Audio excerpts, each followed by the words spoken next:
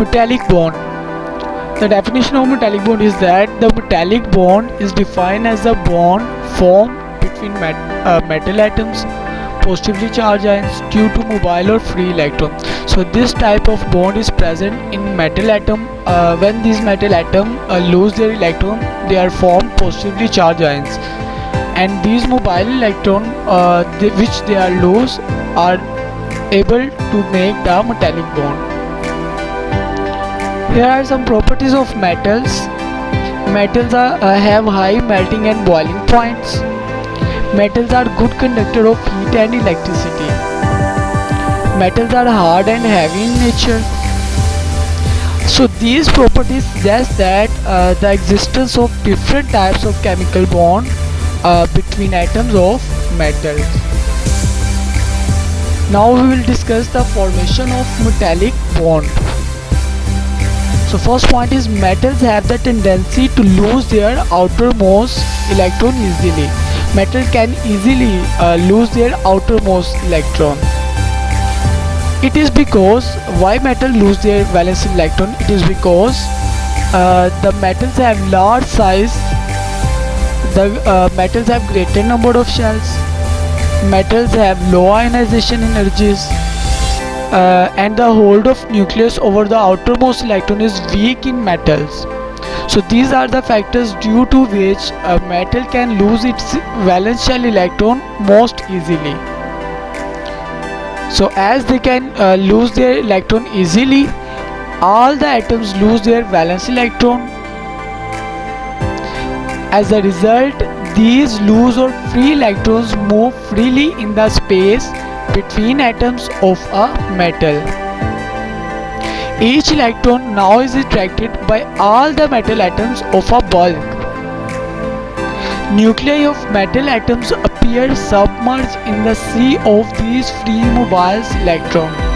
So these mobile electrons are responsible for holding the atoms of metals together, forming a metallic bond. Here you can understand how the metallic bond is formed. As you can see, there is a sodium atoms and its outermost shell having an electron.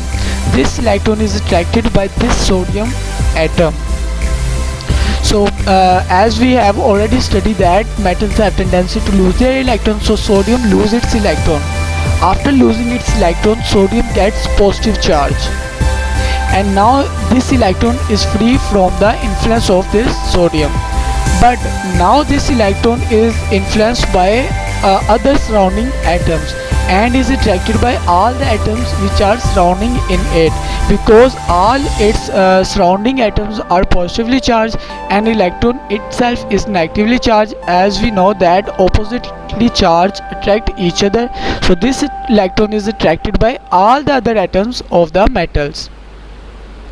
Here are some other electrons of some other metals, and hence this type of bond get more strong due to many type of attraction. So this bond is formed by the presence of these free or mobile electron. Here you can see another diagram in which the positively ions are representing the metal ions and white dots are representing the electrons. So you can see these mobile electrons are responsible for holding the atoms of metals together, and it is appear that nuclei of metals atoms appear submerged in the sea of these free or mobile electrons. So another topic which we will be discussing this lecture is intermolecular forces. So here is the definition of intermolecular forces, which says that the forces that holds atom in a compound are chemical bonds. We have already studied this definition. Those forces which join two atoms together are called chemical bonds.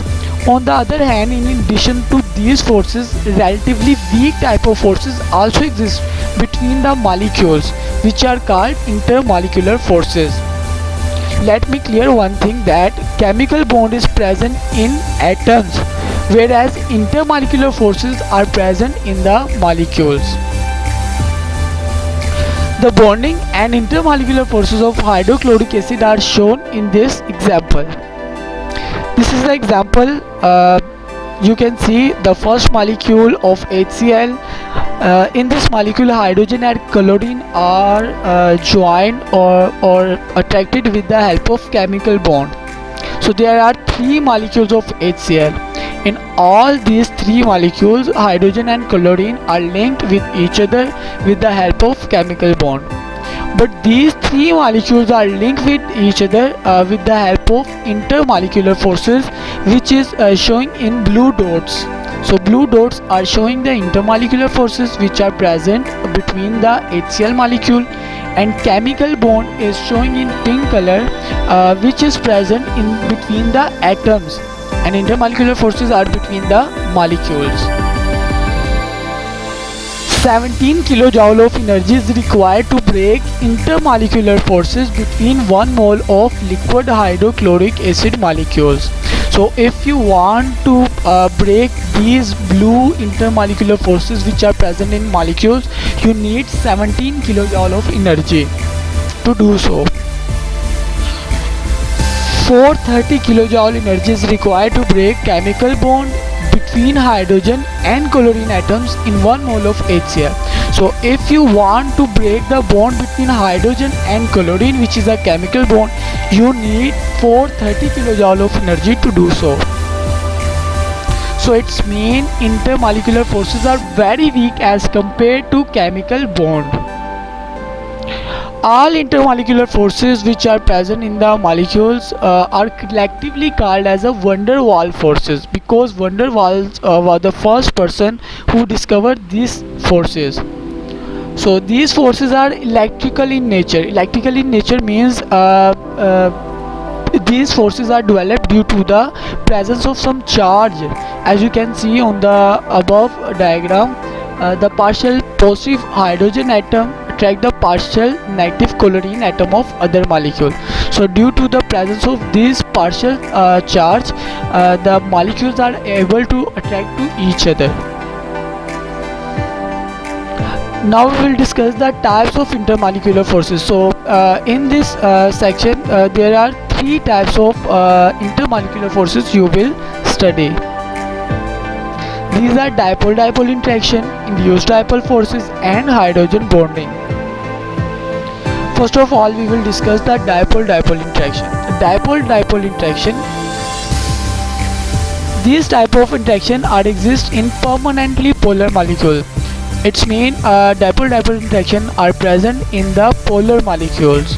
What are the polar molecules? Polar molecules are those molecules which are formed by the combination of heteroatoms. As you can see in the lower diagram, hydrogen and chlorine form a bond because both of these atoms are heteroatoms.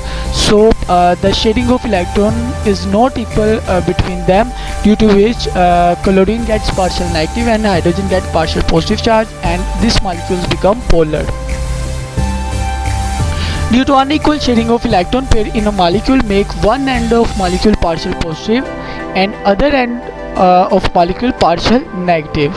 The partial negative end is chlorine end and partial positive end is hydrogen end. When partial positive end of one molecule come close to the partial negative end of the other molecule, then intermolecular forces develop between the molecules. As you can see, there are three molecules of HCl which are showing in green color. So when the partial positive hydrogen end of one molecule come close to the partial negative end of chlorine atom of other molecule, they attract with each other due to the presence of oppositely charged. These attractive forces are called dipole-dipole interaction, as are represented in this HCl molecule. Now second type is induced dipole forces. This type of force exists in permanently in non-polar molecules. It develops due to charge distortion in non-polar molecule. When we distorted the charge on a non-polar molecule, it becomes polar, and its one gets positively charged and other end gets negatively charged. So when an other non-polar molecules come close to it, this polar molecule make the other non-polar molecule polar. So intermolecular, for this type of intermolecular forces is called induced dipole forces. Its example is in helium. The third type of intermolecular forces is hydrogen bonding, which we will be discuss in the next lecture.